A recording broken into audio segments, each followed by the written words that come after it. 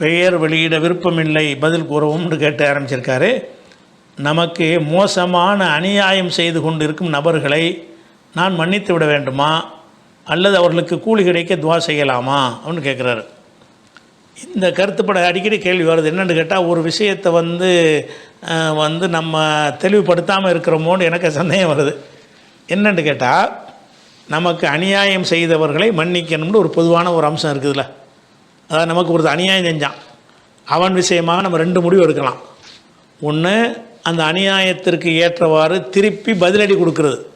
அவன் என்ன செஞ்சானோ அதே அளவுக்கு தாண்டிடாமல் நம்ம என்ன செய்கிறது, பதிலடி கொடுக்கறது. இதுக்கு நமக்கு உரிமை இருக்கிறது. அதே நேரத்தில் போட மன்னிச்சிட்டேன் அப்படின்னு விடுவதற்கு உங்களுக்கு உரிமை இருக்கிறது.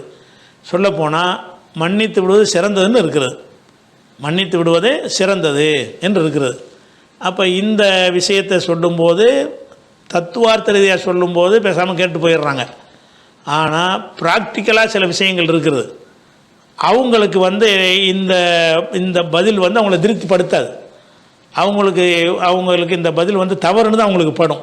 அது என்ன ப்ராக்டிக்கலான விஷயம்னு கேட்டால், ஒருத்தர் என்னை அடிச்சுவிட்டார். அடித்ததை என்ன செய்யலாம், மன்னிக்கலாம். மன்னிக்கிற விஷயம்னு சிலது இருக்குது, மன்னிக்க முடியாத விஷயம்னு சில. அதுக்காக பிரித்து சொல்கிறேன். என்னை ஒருத்தர் அடிச்சிட்டார், என்கிட்ட கேட்கல, தெரியாமல் அடிச்சிட்டேங்கிறாரு. அல்லது அவரே கேட்கல, நானே சிற்போட மன்னிச்சிட்டேன்னு மன்னிச்சு விட்றேன். அடிக்கிறத ஒருத்தர் மன்னிக்கலாம்ல, மன்னிக்கலாம். திட்டுறாரு ஒரு ஆள், அறிவிட்ட மடப்பையில் அப்படி திட்டுறாரு. இதை மன்னிக்கலாமா? இதை நீங்கள் மன்னிக்கலாம். அப்போ உங்களை அடிக்கிறது அந்த மாதிரி விஷயங்களை நீங்கள் மன்னிச்சிருவீங்க. சில விஷயங்கள் கிளைம் பண்ண வேண்டிய விஷயங்களாக இருக்கும். அந்த கிளைம் பண்ணுற விஷயம் கிளைம் பண்ணாத வரைக்கும் ஒருத்தனால் மன்னிக்க இயலாது. இது என்னுடைய சொத்து, இது ஒரு தங்க செயின்னு வச்சுக்கிறீங்களேன், இதை ஒருத்தன் அபகரிச்சுக்கிட்டான், மன்னிச்சிட முடியுமா? அதை மன்னிப்பதற்கு அவன் அதை திருப்பி எனக்கு தரணும். இந்த அபகரிச்சான அதை நான் மன்னிச்சிருவேன்.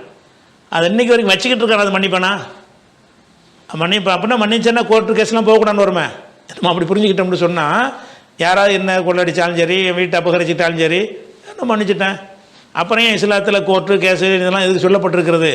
வழக்கு சாட்சி வம்பு தும்பலாம் இஸ்லாத்தில் இருக்க தானே செய்யுது. அப்போ அதனால் என்னென்னு கேட்டால், அந்த மன்னித்தல் என்பதற்கு இவனுக்கு அவனிடமிருந்து திரும்ப பெற வேண்டிய உரிமை இருக்கும் என்று சொன்னால் அதை மன்னிக்க முடியாது. இந்த விலைக்கு நம்ம சொல்லாதனால இந்த கேள்வி வருது. அவன் எனக்கு தர வேண்டி இருக்கும்போது என் வீட்டிலேருந்து ஒரு முளத்தை எடுத்துக்கிட்டான். எடுத்துக்கிட்ட பிறகு நான் மன்னிக்கிறேன் என்று சொல்ல முடியுமா? மன்னிக்கிறேன்ப்பா. மன்னிக்கிறது அவன் தவற ஒத்துக்கிட்டதுன்னு மன்னிக்கிறது. பரிகாரம் காண்பவன் இவ்வளோ நாள் அனுபவிச்சவனா மன்னிச்சுட்டு போகிறேன். ஒரு செவத்தை ஒரு வயது தள்ளி அங்கிட்ட தள்ளி வைக்க சொல்லு அப்படின்னு நான் சொல்லுவேன். அவர் எடுத்துகிட்டு போகிறான், நீ மன்னிச்சிருங்க. நீ மன்னிப்பியாப்பா? வீட்டு எடுத்த ஒரு ஜனம் இருந்தால் மன்னிக்க மாட்டேன். அப்போ நம்முடைய இடத்த ஒருத்தன் அபகரிச்சிட்டான்னு சொல்லும் பொழுது அதுக்கு உள்ள தீர்வு என்ன என்று சொன்னால், அபகரித்ததை அவன் திருப்பி தராத வரைக்கும் என்னால் மன்னிக்க இயலாது. மன்னிக்க இயலாது என்பதை இஸ்லாம் அனுமதிக்குது. அனுமதிக்கிறதுனால தான் அதை வழக்காக கொண்டு போகிறோம், கேஸ் நடத்துகிறோம், ஆதாரங்களோட சமர்ப்பிக்கிறோம். மன்னிச்சுட்டு விட்டுல இல்லை. அதுக்கு சட்டம் இஸ்லாத்தில் சிவில் சட்டம் தரப்பட்டிருக்கிறது, கொடுக்கல் வாங்கலுக்கான சட்டங்கள் தரப்பட்டிருக்கிறது. இது எல்லாமே எதை காட்டுதுன்னு கேட்டால், உனக்கு அவனிடமிருந்து வரவேண்டிய காசு சம்மந்தப்பட்ட விஷயங்கள் இருக்கு இல்லையா, காசு சம்மந்தப்படாத விஷயங்களுக்கு தான் மன்னிப்பு. அடித்தான் அடி படம் மன்னிச்சிட்டேன்னு போகிறான், திருப்பி அடிக்கணும்னு கிடையாது. மன்னிச்சிட்டாலும் அது முடிஞ்சு வச்சு ஒன்றும் இல்லை. அவன்கிட்ட திரும்பி அடிக்கிறது திருப்பி பொருளாக இருந்தால் திருப்பி தந்துடுவான், பொருள் கிடையாது. அது மனசால் மன்னிக்கிறத நான் செய்ய முடியும். ஆனால் இதில் திருப்பி இதை தர முடியுமே? இதை கவனிட்டு போயிட்டான்ல, இந்தாண்டு என்கிட்ட தர முடியும், வச்சுக்கிட்டே இருக்கணும், வச்சுட்டு மன்னிக்காங்க. நான் எப்படி மன்னிக்கிறது? வச்சுக்கிட்டு நான் எப்படி மன்னிக்கிறது? அப்போ பொருளாதார சம்பந்தப்பட்ட விஷயங்கள் நிலுவையில் இருந்தால் அதையும் மன்னித்து விடு என்று என்ன செய்ய முடியாது, எடுத்துக்கொள்ளக்கூடாது. அப்படி எடுத்துக்கொள்ளக்கூடாது என்பதற்கு தான் என்னென்னு கேட்டால், அது சம்பந்தமான ஒரு விஷயங்கள் ரெண்டுக்கும் சேர்த்து உள்ள வசனங்களை பார்த்துருவோம். 42வது சூறாவில் 39லேருந்து 43 வரைக்கும் இந்த டாப்பிக்கை எல்லாம் தொடர்ச்சியாக சொல்கிறான். என்ன சொல்கிறான்னு கேட்டால், உள்ளதின் இது அசாபகமுல் பகையு, அவங்களுக்கு ஒரு அநீதி ஏற்படுமானால், அநீதி இழைக்கப்படுமானால் என்தசிரும், அவர்கள் கணக்கு தீர்ப்பார்கள். எனக்கு அநியாயம் செஞ்சதுக்கு கணக்கு தீர்க்கிறது. இப்போ ஜசாவு செய்யத்தின், ஒரு தீமைக்கு தண்டனை செய்யத்தும் மிசுலுகா, அது போன்ற ஒரு தீமை தான். என்னை அடித்தான்னா அடி தான், அடிக்கு அட்டு உதக்கு உத தான் சொல்லிவிட்டு ஃபமன் அஃபா, யார் மன்னித்து விடுகிறானோ அசலக சீர்திருத்தி கொள்கிறானோ அஜ்ருஹு அலல்லா, அவனுடைய கூலி அல்லாஹ்விடத்தில் இருக்கிறது. அது மன்னிக்கிறதுக்கு கூலி வேறு இருக்குன்ட்டான்ல. அஜ்ருஹு அல்லா இன்னஹு லா யுஹிப்புல் ஸாலிமீன், அநியாயக்காரர்கள் அல்லாஹ் விரும்ப மாட்டான். இது ஒரு கைட்னஸ், வழிகாட்டுதல் அல்லாஹ் கொடுத்துட்டான். ஒலமனின் தசர பாதல் உல்மிகி, தனக்கு அநியாயம் இழைக்கப்பட்ட பிறகு ஒருவன் கணக்கு தீர்த்தானையானால், எனக்கு அநியாயம் செஞ்சிட்டாங்க அதுக்காகவே திருப்பி நான் அடிக்கிறேன், அப்படி செய்தேனையானால் உலாய்க்கமா அலைஹிமின் சபீல், அவர்கள் மீது எந்த ஒரு வழி தண்டிப்ப வழி இல்லை, அவர்களை கொஸ்டின் பண்ண வழி இல்லை, கேட்க மாட்டேங்கிறான்ல. அவங்க உன்னை அடித்ததுக்காக நீங்கள் திருப்பி அடித்தேன் ஏன்னு கேட்க வேணாம்ல, கேட்க வேணாம், விவரம் இல்லாதவனா அவன் தான் அடித்தான்னு தெரியுது, நான் திருப்பி போய் அடிக்கிறேன் ஏன்டா அடித்தேன்னு என்னைய கேட்பான்ல, கேட்க மாட்டான். உலாய்க்கமா அலைஹிமின் சபீல், அவர்கள் விஷயமாக தண்டிக்க எந்த வழியும் இல்லை. யார் மேலே வழி இருக்குன்னு கேட்டால், இன்னம சபீலு அலல்லதீன எதுலிமூன நாச, மக்களுக்கு அநியாயம் செய்கிறார்கள், ஓ எபூன ஃபில்லர்ந்து கைரில் ஹக்கி, நியாயமற்ற முறையிலே பூமியில் வரம்பு மீறுகிறார்கள், உலாய்க்கிலகும் அதாபு நிலை, அவங்களுக்கு தான் தண்டிக்க வழி இருக்கிறது என்று சொல்லிவிட்டு, ஒலமன் சபர வ கஃபர, யார் சகித்து கொண்டு மன்னித்து விடுகிறானோ, இன்னது ஆலிக்கிழமின் அஸ்மில் உமூர், இது உறுதிமிக்க ஒரு காரியத்தில் உள்ளது. மன்னித்தல் என்பது மேலான ஒரு விஷயம், எல்லாத்துக்கும் வராது, மன்னிக்கிறதுக்கு லேசில் வராது. ஆனால் நீ மன்னிச்சிட்டிங்கன்னா உயர்ந்த இடத்துக்கு போயிடுவீங்க. அப்போ அல்லாஹ் என்ன செய்கிறான்னு கேட்டால், உன்னை அநியாயம் செஞ்சதுக்காக நீ திருப்பி அடிக்க உனக்கு உரிமை இருக்குது, ஆனால் மன்னிக்கிறது நல்லது. அது அளவோடு தான் இருக்கணும். அவன் அடித்த ஒரு அடிக்கு நீ 2 அடி அடிக்கக்கூடாது. அவன் இன்ன வேகத்தில் அடித்தானும் அது 10 மடங்கு வேகத்தில் அடிக்கக்கூடாது, அது சமமாக இருக்கணும். அது ஒரு கண்டிஷனை போட்டுட்டு, இருந்தாலும் நீ மன்னிச்சது நல்லதுன்ட்டானா இது ஒரு விஷயமாச்சு. அதே மாதிரி இப்போ குடும்பத்தில் பிள்ளைகளோ பொண்டாட்டி பிள்ளைங்க இவங்களுக்கு நம்ம தகப்பனுக்கு சண்டை வந்துடும். அப்போ சில அநீதிகள் இழைக்கப்பட்டு போயிடும், எதிர்த்து பேசிடுவான், பல விதமாக இருக்கும்.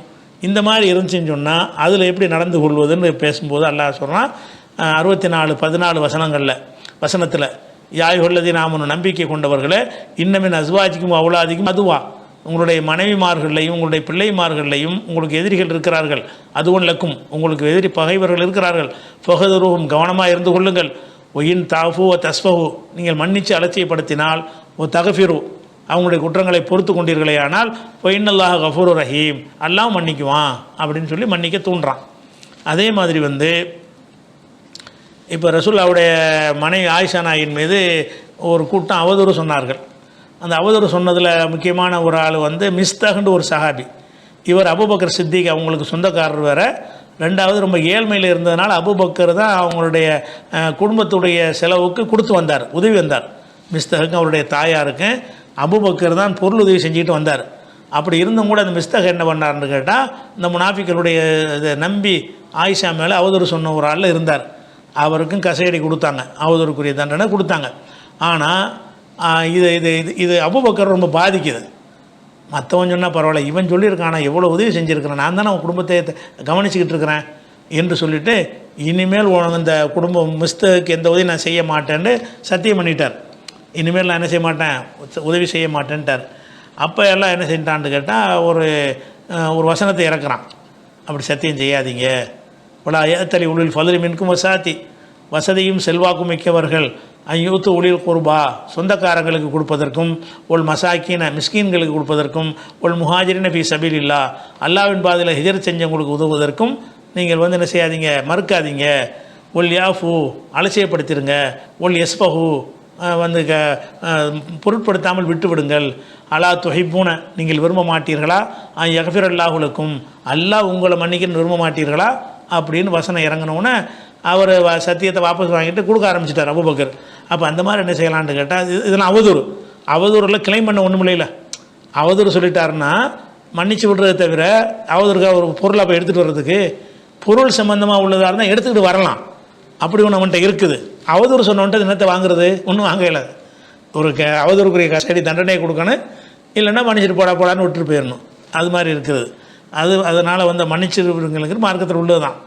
அதே நேரத்தில் எந்த அளவுக்கு எல்லாம் மன்னிக்க சொல்கிறான்னு கேட்டால், கொலையை கூட மன்னிக்க சொல்கிறான். எப்படி சொல்கிறான், 2:178 சொல்கிறான், யாயுள்ளதினா மனு குத்திபாலைக்கும் கிசாஸ், பழிக்கு பழி வாங்கும் சட்டம் உங்களுக்கு கடமையாக்கப்பட்டிருக்கிறது. அல் ஹுர் பில் ஹுர்ரி ஒல் அபுது பில் அபுதி ஒல் உன்சா பில் உன்சா, ஆணுக்கு ஆணு பெண்ணுக்கு பெண்ணு அடிமைக்கு அடிமைங்கிற வகையில் எல்லா வகையிலையும் உங்களுக்கு அந்த பழிக்கு பழி வாங்குதல் உண்டு. ஃபமன் உஃபியலஹுமின் அஹீஹி ஷைஉன், இதில் வந்து பாதிக்கப்பட்டவன் சார்பில் ஏதாவது மன்னிக்கப்பட்டு விடுமையானால் ஃபத்திபாவும் மஅரூஃபின், அழகிய முறையில் அதை பின்தொடர வேண்டும். அப்போ ஒருத்தன் கொலை செஞ்சுட்டான்னா அந்த சொந்தக்காரங்க நான் மன்னிச்சிட்டேன்னா விட்டுடலாம் அவனை.